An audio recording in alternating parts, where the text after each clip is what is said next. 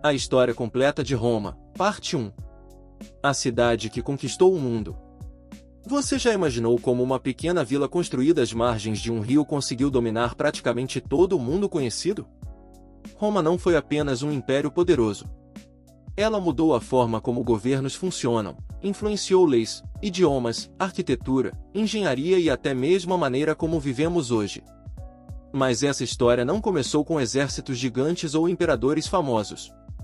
Ela começou com uma lenda. Segundo a tradição romana, por volta de 753 a.C., dois irmãos gêmeos chamados Rômulo e Remo foram abandonados ainda bebês às margens do rio Tibre.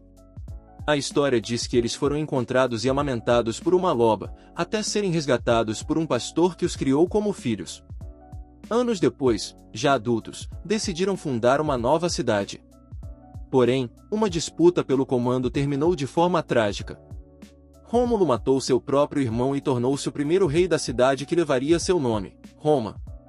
Hoje sabemos que essa história mistura mito e realidade. Arqueólogos encontraram vestígios de pequenos povoados exatamente na região onde Roma surgiu, mostrando que, embora a lenda da loba provavelmente nunca tenha acontecido, a cidade realmente começou como uma pequena comunidade de agricultores. Naquela época, ninguém poderia imaginar que aquele lugar se transformaria no maior império da antiguidade. O nascimento de uma potência. Durante cerca de 2 séculos, Roma foi governada por reis. Nesse período foram construídas estradas, muralhas, templos e sistemas de drenagem que permitiram à cidade crescer rapidamente. Mas o último rei, conhecido como Tarquínio, o Soberbo, tornou-se extremamente impopular. Seu governo era marcado pela tirania e pelos abusos de poder. Em 509 a.C., a população e a aristocracia decidiram expulsá-lo definitivamente. A partir desse momento surgia algo completamente novo: a República Romana. Ao invés de um rei, Roma passou a ser governada por magistrados eleitos e por um poderoso senado formado pelas famílias mais influentes da cidade. Claro, essa república estava longe de ser democrática como conhecemos hoje. Apenas uma pequena parcela da população possuía influência política. Mesmo assim, esse novo sistema tornou Roma muito mais estável.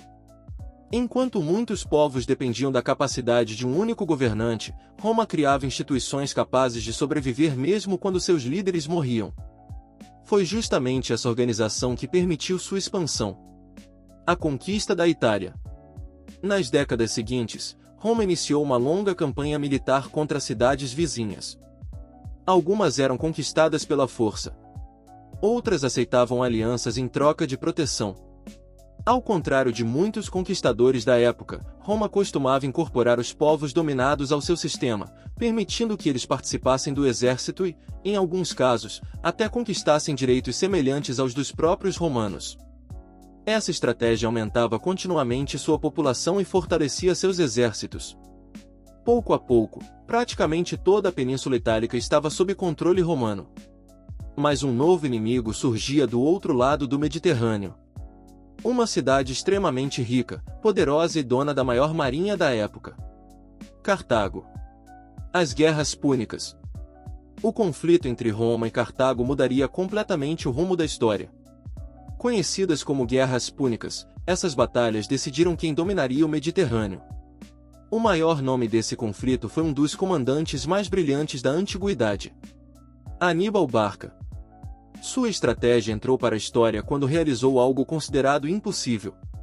Ele atravessou os Alpes com milhares de soldados, cavalos e dezenas de elefantes de guerra para atacar Roma pelo norte. Nenhum romano esperava aquilo. Durante anos, Aníbal derrotou sucessivamente os exércitos romanos.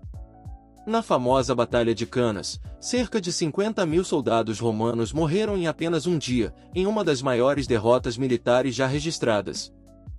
Parecia o fim de Roma. Mas os romanos tinham uma qualidade rara. Eles se recusavam a desistir. Mesmo após derrotas devastadoras, recrutavam novos soldados, reconstruíam seus exércitos e voltavam ao campo de batalha. Enquanto Aníbal permanecia na Itália, Roma tomou uma decisão ousada: atacar diretamente Cartago. O general Cipião Africano levou a guerra para o território inimigo. Sem alternativa, Aníbal foi obrigado a retornar. Na Batalha de Zama, em 202 a.C., Cartago foi finalmente derrotada. Décadas depois, Roma destruiu completamente a cidade.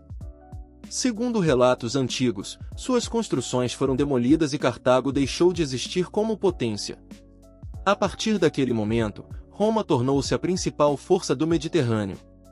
Mas seu maior inimigo ainda não havia aparecido. Esse inimigo estava dentro da própria cidade. O preço do sucesso. Quanto maior Roma se tornava, maior também era a desigualdade. As guerras enriqueciam generais e senadores. Enquanto isso, milhares de pequenos agricultores perdiam suas terras e migravam para a capital em busca de trabalho. A corrupção crescia. As disputas políticas tornavam-se cada vez mais violentas. Generais começaram a perceber que seus soldados eram mais leais a eles do que ao próprio Senado. Era apenas uma questão de tempo até que alguém tentasse tomar todo o poder. Esse homem seria Júlio César. A ascensão de Júlio César. Poucos personagens da história são tão conhecidos quanto Júlio César. Brilhante estrategista, excelente político e extremamente ambicioso, ele conquistou enorme popularidade após liderar campanhas militares impressionantes na Gália, região correspondente à atual França. Depois de anos de guerra, César retornou como um herói. Mas o Senado temia seu poder. Foi então que aconteceu um dos momentos mais famosos da história. Em 49 a.C., César atravessou o rio Rubicão com seu exército. Segundo a tradição, ao fazer isso, teria dito uma frase que atravessou mais de 2000 anos. A sorte está lançada. Na prática, aquele ato significava declarar guerra ao próprio Senado. Começava uma guerra civil. Após diversas vitórias, César saiu vencedor.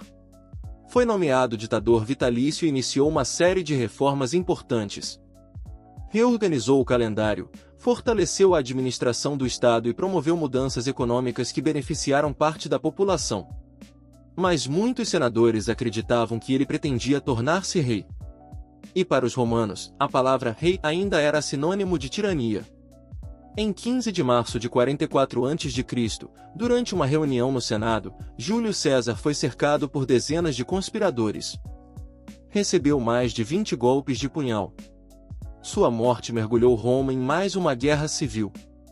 Os conspiradores acreditavam estar salvando a República. Na verdade, estavam acelerando seu fim. O nascimento do Império. Após anos de conflitos, um jovem chamado Otávio, sobrinho neto e herdeiro adotivo de Júlio César, derrotou todos os seus rivais. Em 27 a.C., recebeu do Senado um novo título: Augusto. Embora afirmasse respeitar a República, na prática concentrava praticamente todo o poder em suas mãos. Assim nascia oficialmente o Império Romano. Sob Augusto começou um dos períodos mais prósperos da história de Roma. As guerras civis chegaram ao fim. O comércio floresceu. Novas estradas cruzavam continentes. Aquedutos levavam água para cidades inteiras. Monumentos gigantescos eram construídos por todo o Império. Era o início da chamada Pax Romana, uma era de relativa paz que duraria cerca de 2 séculos. Mas enquanto Roma alcançava seu auge, desafios cada vez maiores começavam a surgir além de suas fronteiras. Invasores pressionavam as fronteiras. Imperadores passariam a disputar o poder. E, lentamente, o império mais poderoso do mundo começaria a mostrar suas primeiras rachaduras. Tudo isso mudou completamente o destino de Roma. E é exatamente daí que nossa história continua.